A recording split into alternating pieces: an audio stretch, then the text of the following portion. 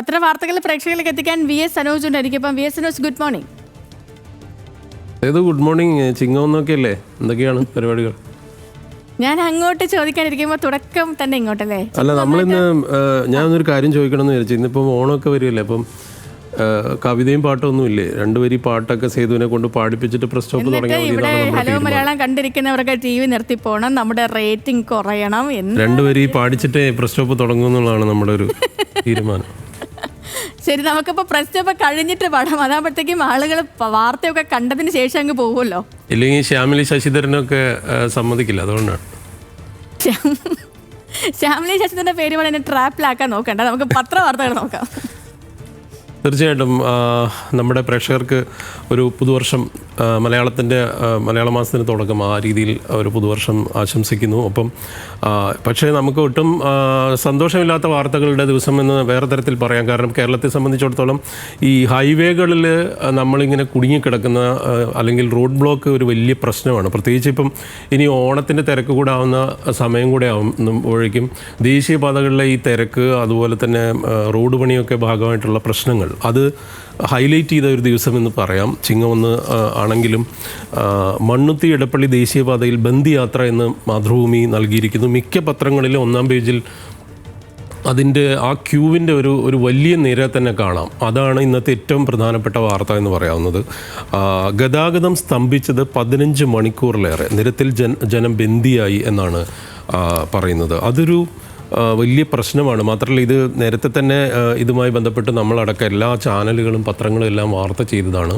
ഏതായാലും മാതൃഭൂമിയുടെ ഈ ബന്ദി യാത്ര എന്ന് പറയുന്ന ആ തലക്കെട്ടിൽ തുടങ്ങാമെന്ന് തോന്നുന്നു. 1 കിലോമീറ്റർ പിന്നിടാൻ വേണ്ടി 3 മണിക്കൂറാണ് കഴിഞ്ഞ ദിവസം എടുത്തത്. അത് മാത്രമല്ല, അത് ശനിയാഴ്ച മുരിങ്ങൂരിൽ നിന്നുള്ള ചിത്രം, ശനിയാഴ്ചത്തെ ആ ഫോട്ടോ നൽകിയിരിക്കുന്നു മാതൃഭൂമി. അതിൽ ചാലക്കുടി ഭാഗത്തുള്ള ഏറ്റവും വലിയ ബ്ലോക്കിൻ്റെ പടമുണ്ട്. ഇതിൽ ആംബുലൻസുകൾ കുടുങ്ങിപ്പോവുക, അതുപോലെ ഈ ആശുപത്രിയിലുള്ള അത്യാവശ്യങ്ങൾ, പ്രത്യേകിച്ച് അതുപോലെ കല്യാണ ചടങ്ങിനൊക്കെ പോകുന്നവർ ആ സമയത്തിന് മുൻപ് അവിടെ എത്താൻ വേണ്ടിയുള്ളവരെല്ലാം കുടുങ്ങിപ്പോകുന്ന തരത്തിലേക്ക് വലിയൊരു പ്രശ്നമായിട്ട് മാറിയിരിക്കുന്നു. ഇതൊരു വലിയ ഇഷ്യൂ ആണ്. അത് ഏതായാലും ഇന്ന് എല്ലാ പത്രങ്ങളും അത് നൽകിയിട്ടുണ്ട്. കാരണം ബന്ദ് യാത്ര എന്ന് മാതൃഭൂമി പറയുമ്പോൾ മനോരമ അതിന് നൽകിയിരിക്കുന്ന തലക്കെട്ട് ജനങ്ങളോട് ഹൈവേ ക്രൂരത എന്നാണ്. 18 മണിക്കൂർ ഗതാഗതക്കുരുക്ക്, ആംബുലൻസുകൾ ഉൾപ്പെടെ കുരുക്കിൽപ്പെട്ടു, കണ്ണും പൂട്ടി അധികൃതർ എന്നാണ്. ഇതിന് സമാന്തരമായുള്ള അവിടുത്തെ ഈ പറയുന്ന നമ്മൾ അതിൻ്റെ ഇപ്പുറത്തുള്ള റോഡുണ്ടല്ലോ, ഈ സർവീസ് റോഡുകളെല്ലാം തകർന്ന് കിടക്കുന്ന ഒരു സാഹചര്യമുണ്ട്. ഇതൊരു വലിയ പ്രശ്നമാണ്. ഇപ്പോൾ തൃശ്ശൂരിലേക്ക് പോകണ്ട എന്ന് എപ്പോഴും തോന്നുന്ന അവസ്ഥ ഉണ്ടാക്കുന്നത് ഈ റോഡിൻ്റെ പ്രശ്നമാണെന്ന് എനിക്ക് തന്നെ തോന്നിയിട്ടുണ്ട്. അപ്പോൾ ഏതായാലും ഈ വാർത്ത തന്നെയാണ് ഇന്നത്തെ പ്രധാനപ്പെട്ട എല്ലാ പത്രങ്ങളിലും ഒരു വലിയ ചിത്രമായിട്ടോ അല്ലെങ്കിൽ വാർത്തയായിട്ടോ നൽകിയിരിക്കുന്നത്. പിന്നെ ഏറ്റവും പ്രധാനപ്പെട്ട വാർത്തയായിട്ട് വന്ന 2 കാര്യങ്ങളാണ്. ഒന്ന്, നമ്മുടെ ബീഹാറുമായി ബന്ധപ്പെട്ട് രാഹുൽ ഗാന്ധിയുടെ ഇനി യാത്ര തുടങ്ങാൻ പോകുന്ന, ഇന്നത്തെ യാത്ര തുടങ്ങാൻ പോകുന്നത് സംബന്ധിച്ചും ഇന്നലെ അതുമായി ബന്ധപ്പെട്ട വാർത്തകൾ. മറ്റൊന്ന്, അജിത് കുമാർ, അതായത് ADGP അജിത് കുമാറിനെതിരായിട്ടുള്ള വിവാദങ്ങൾ, ആരോപണങ്ങളിൽ ഈ പറയുന്ന ADGPക്ക് വിജിലൻസ് സംഘം ക്ലീൻ ചിറ്റ് നൽകിയതിൻ്റെ ആ വിവരങ്ങൾ പുറത്തു വന്നത്. അത് മാതൃഭൂമി അജിത് കുമാറിനെതിരായ അന്വേഷണം വീഴ്ചകളേറെ എന്ന് മാതൃഭൂമി നൽകിയിരിക്കുന്നു. ഏതാണ്ട് എല്ലാ പത്രങ്ങളിലും തലക്കെട്ടുകൾ എന്ന് പറയുന്നത് ഇത് തന്നെയാണ്. കാരണം മാധ്യമത്തിൻ്റെ തലക്കെട്ടിൽ അവർ പറയുന്നുണ്ട്, അജിത് കുമാറിനെ വെള്ളപൂശിയ റിപ്പോർട്ട് പുറത്ത്, എല്ലാം വ്യാജം, തെളിവില്ല ഒന്നിനും എന്ന് മാധ്യമം എഴുതിയിരിക്കുന്നു. കാരണം എല്ലാ ആരോപണങ്ങളെയും വിമർശനങ്ങളെയും തള്ളിക്കളയുന്ന തരത്തിലേക്കുള്ള ഒരു റിപ്പോർട്ട് വിജിലൻസ് കോടതി, അതായത് ഈ അൻവറിൻ്റെ പരാതി അടക്കമുള്ള വിഷയങ്ങളിൽ നൽകിയിട്ടുള്ളതിനെല്ലാം വിജിലൻസിൻ്റെ റിപ്പോർട്ട് തള്ളിക്കളയുന്നു എന്നുള്ളതാണ്. അതിൽ ചന്ദ്രികയുടെ തലക്കെട്ട് ഞാൻ പറയാം.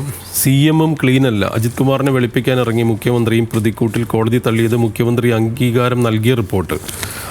അക്കാര്യമുണ്ട്. കാരണം ഇത് സംബന്ധിച്ച് RTI ഫയൽ ചെയ്യുന്ന സമയത്ത് ഈ റിപ്പോർട്ട് ലഭിച്ചിരുന്നില്ല എന്നുള്ള നമ്മുടെ മാധ്യമപ്രവർത്തകരുടെ ഒരു പരാതി അടക്കമുണ്ടായിരുന്നു. ഏതായാലും സുപ്രഭാതത്തിൽ പങ്കില്ല, തെളിവില്ല, ADGP അജിത് കുമാറിനെ വെള്ളപൂശി വിജിലൻസ് റിപ്പോർട്ടെന്ന് സുപ്രഭാതത്തിലും അതുപോലെ തന്നെ ചന്ദ്രികയിലും ഒപ്പം മാധ്യമത്തിലും അടക്കം എല്ലാ പത്രങ്ങളും ഏതാണ്ട് ഇതൊക്കെ തന്നെയാണ് നൽകിയിരിക്കുന്നത്. അതിൻ്റെ മറ്റ് വിശദാംശങ്ങളിലേക്ക് ഞാൻ വരാം.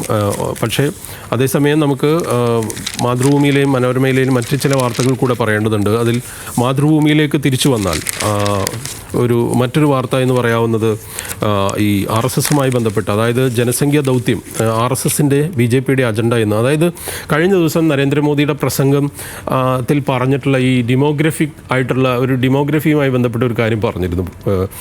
അതായത് ഈ രാജ്യം ഇതിൻ്റെ ജനസംഖ്യയുടെ കാര്യത്തിലുള്ള ഒരു റീസ്ട്രക്ചറിങ്ങിലേക്ക് വന്നാൽ ലോകത്തെ അല്ലെങ്കിൽ അമേരിക്ക അടക്കം, അതായത് ഡോളറിൻ്റെ കാര്യമൊക്കെ താരതമ്യപ്പെടുത്തിക്കൊണ്ട് അദ്ദേഹം പറഞ്ഞിരുന്ന ചില പരാമർശങ്ങളുണ്ടായിരുന്നു. അതിൻ്റെ പുറകിൽ എന്താണ് ഉദ്ദേശിക്കുന്നത് എന്നുള്ളത് സംബന്ധിച്ചൊരു പ്രത്യേക റിപ്പോർട്ട് ഡൽഹിയിൽ നിന്ന് നൽകിയിരിക്കുന്നു. RSSൻ്റെയും BJPയുടെ അജണ്ടയാണ് ഇത്, ജനസംഖ്യാ ദൗത്യം. അവർ നേരത്തെ തന്നെ പറയുന്നതാണ്, ലോക്സഭാ തെരഞ്ഞെടുപ്പിലെ പ്രചരണ വിഷയം ഇതായിരുന്നു എന്നതടക്കം ഈ കാര്യങ്ങൾ ഏതായാലും മാതൃഭൂമി നൽകിയിട്ടുണ്ട്. ഒപ്പം കേരളത്തിലെ BJPയുമായി ബന്ധപ്പെട്ടൊരു വാർത്ത ഞാൻ അങ്ങനെ നോക്കിയപ്പോൾ കണ്ടിരുന്നു.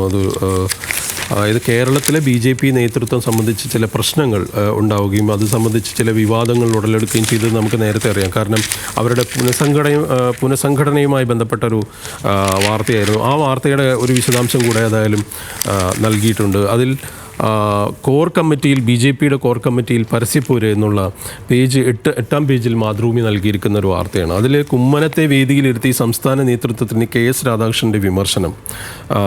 കോർ കമ്മിറ്റിയിൽ തന്നെ ഉൾപ്പെടുത്താത്തതിൽ തമാശ രൂപേണയാണ് കടുത്ത വിമർശനം ഉന്നയിച്ചത് എന്ന് പറയുന്നുണ്ട്.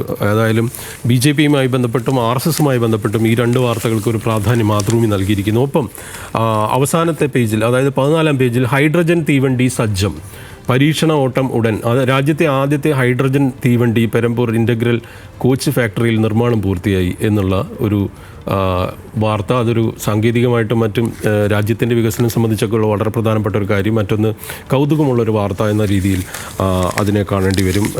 മനോരമയിൽ എനിക്ക് ഇന്ന് കണ്ട ചില വാർത്തകളിൽ ഏറ്റവും പ്രധാനപ്പെട്ടതായിട്ട് തോന്നിയത് ഒന്ന് സ്പോർട്സ് വാർത്തയാണ്. അതായത് നമ്മുടെ ഈ ലിവർപൂളിൻ്റെ വിജയം, അത് വളരെ മനോഹരമായിട്ട് മനോരമ പ്ലേസ് ചെയ്തിട്ടുണ്ട്. ഇംഗ്ലീഷ് പ്രീമിയർ ലീഗിലെ ഫുട്ബോളിന് ലിവർപൂളിന് വിജയത്തുടക്കം.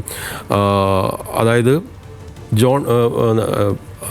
ബോൺമത്തിനെതിരായിട്ട് ഗോൾ നേടിയിട്ടുള്ള ലിവർപൂളിൻ്റെ നമ്മുടെ മുഹമ്മദ് സലയുടെ ഗോൾ ആഘോഷം, ഒപ്പം കാർബേഡത്തിൽ മരിച്ച ലിവർപൂളിൻ്റെ പോർച്ചുഗൽ താരം ജോട്ടയ്ക്ക് ആദരവർപ്പിക്കുന്ന ഗാലറി എന്നുള്ള ഒരു വളരെ കൗതുകരമായിട്ടുള്ളതും എന്നാൽ നമ്മൾ ഓർക്കേണ്ടതുമായ, അല്ലെങ്കിൽ അദ്ദേഹത്തെ ഓർക്കേണ്ട ഒരു കാര്യം കൂടി ഉള്ളതുകൊണ്ട് അതിനെക്കുറിച്ച് അവർ എഴുതിയിരിക്കുന്നു.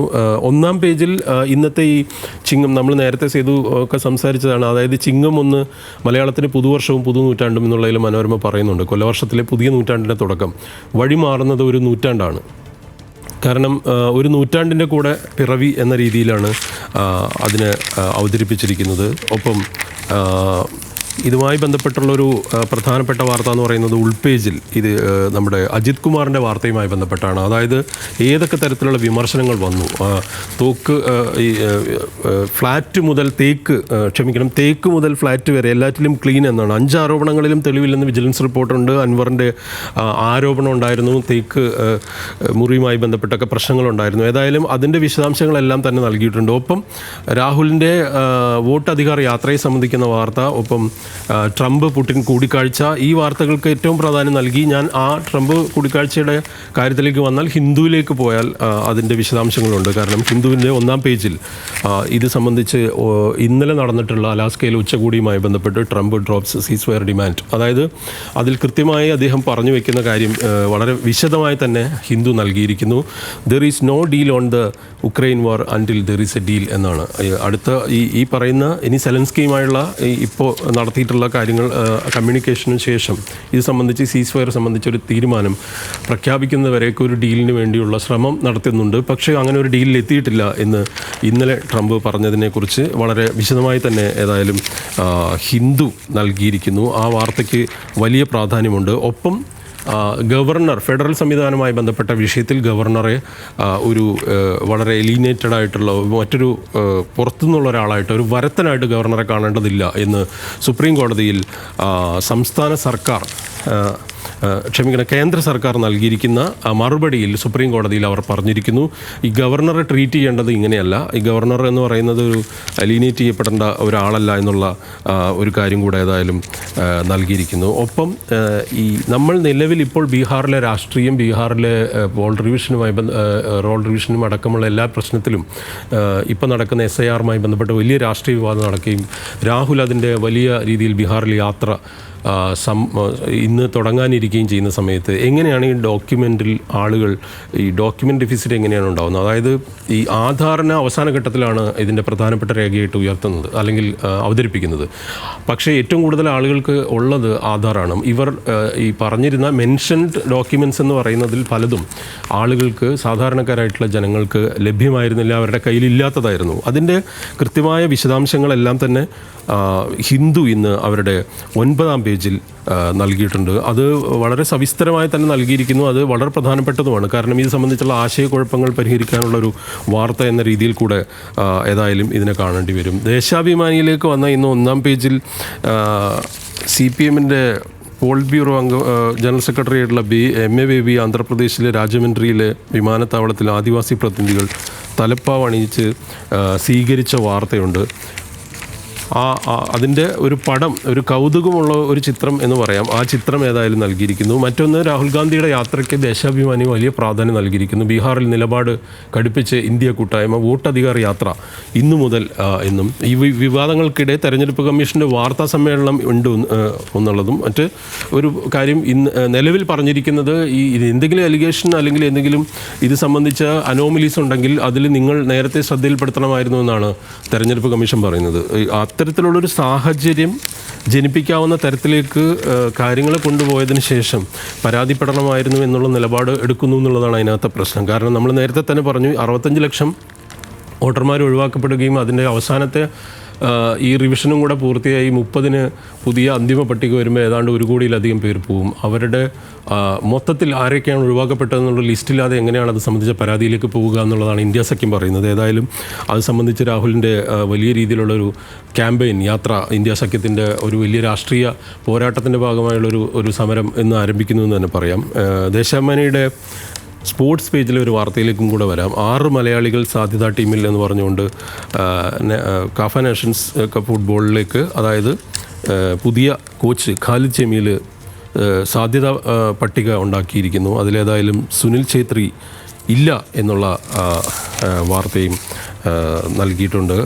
ജന്മഭൂമി ഈ വാർത്തകളെല്ലാം ഉണ്ടായിരിക്കെ കഴിഞ്ഞ ദിവസം മറ്റ് പത്രങ്ങൾ നൽകിയൊരു വാർത്തയ്ക്കാണ് പ്രാധാന്യം നൽകിയത്. അത് നമ്മുടെ GSTയുമായി ബന്ധപ്പെട്ടാണ്. GSTയുടെ 2 ടാക്സേഷൻ കട്ട് ചെയ്യുകയും ഈ പറയുന്ന 5% ഒപ്പം 18% നിജപ്പെടുത്തുകയും ചെയ്ത വാർത്തയ്ക്ക് വില കുറയ്ക്കാൻ നടപടി തുടങ്ങിയെന്ന് പറഞ്ഞുകൊണ്ട് ഏതായാലും ജന്മഭൂമി 1-ാം പേജിൽ നൽകിയിരിക്കുന്നു. കേരള കൗമുദിയിൽ ഒരു പ്രധാനപ്പെട്ട വാർത്ത തന്നെയാണ്. അധ്യാപക കൈപ്പുസ്തക കരടിൽ നേതാജി ഒളിച്ചോടി എന്നുള്ള പരാമർശം തെറ്റിദ്ധരുത്തി SCERT. ഇത് സംബന്ധിച്ച് അന്വേഷണം ഉത്തരവിട്ടിട്ടുണ്ട്. കാരണം അദ്ദേഹം പലായനം ചെയ്തത് ജർമ്മനിയിലേക്ക് പലായനം ചെയ്തു എന്നാണ്, ബ്രിട്ടീഷ് ഭരണകൂടത്തെ ഭയന്ന് എന്നുള്ളൊരു പ്രയോഗം അതിനകത്തുണ്ട്. അത് വലിയ വിവാദമായിരിക്കുന്നു. ഇത് സംബന്ധിച്ചൊരു അന്വേഷണം ആവശ്യമാണ് എന്ന് പറയുന്നു. ജനയുഗത്തിൽ ഇതൊന്നുമല്ലാത്ത മറ്റൊരു പ്രധാനപ്പെട്ട വാർത്തയാണ്. തമിഴ്നാട്ടിൽ പോലീസ് റെയ്ഡ്, പോലീസും EDയുമായിട്ടുള്ള ഒരു കോൺഫ്ലിക്റ്റായി മാറുന്നു. EDയുടെ റെയ്ഡിനെ പോലീസിനെ സംബന്ധിച്ച് അവർ റെസിസ്റ്റ് ചെയ്യുന്നു.